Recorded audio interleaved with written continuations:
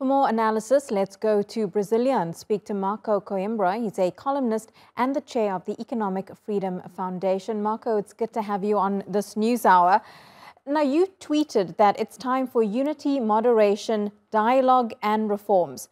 It's a tough task in a country like Brazil that's so polarized at the moment. So how is Lula going to go about trying to unify such a divided country? Thank you for inviting me to be here. Brazil is facing a difficult problem. You are talking about a country that's deeply divided after this election, and we need a big coalition. And Lula was elected on board of a big coalition, like unions, centrist parties, center left-wing parties. They are all together united. So I believe that Lula is going to govern through the center, not through the left. So that will give this new government a face that people are still not expecting abroad in Brazilian politics, because I think his only way to save this presidency that is going to begin now is through dialogue. And through dialogue, I mean a centrist government that is going to initiate in January. Well, when Lula has, of course, been president before, and when he was in charge of Brazil, Brazil was a big international player. It's taken a bit of a step back under Bolsonaro's rule, but do you think we will see Brazil play a bigger role internationally as well as within Latin America under a Lula presidency? It's look like, because we're going to face a shift in our foreign relations. With Bolsonaro, Brazil was aligned with authoritarian governments and autocratic governments. And with Lula, it looks like it's going to be a little wider. We're going to talk with France, Canada, United States, the United Kingdom.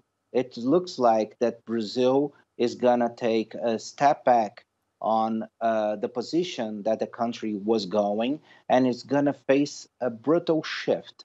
And this shift is going to bring the country together with other great nations. Yesterday, just after the result of the election, there were always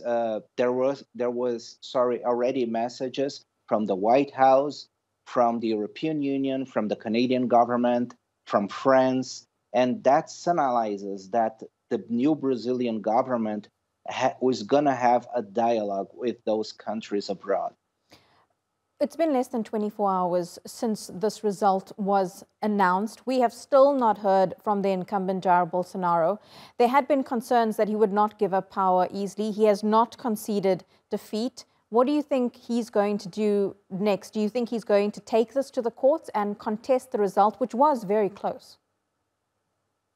It was very close, but Brazil uses an electronic system that is very modern. And it looks like that Bolsonaro is going to concede the election still today. There are talks. He is in the presidential palace right now in talks with his closest aides.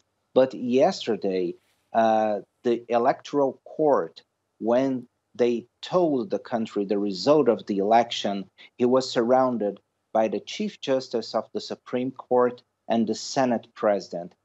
Also, the president, the chairman of the Chamber of Deputies of Brazil, recognized the result. So all Brazilian institutions are together saying that the result is fair and that we had fair and clean elections.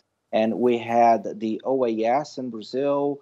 We had a number of people that came to our country to check if we had fair and clean elections. And it looks like to us that everything went out okay. So there is no way for Bolsonaro other than concede the defeat now to Lula, probably this afternoon.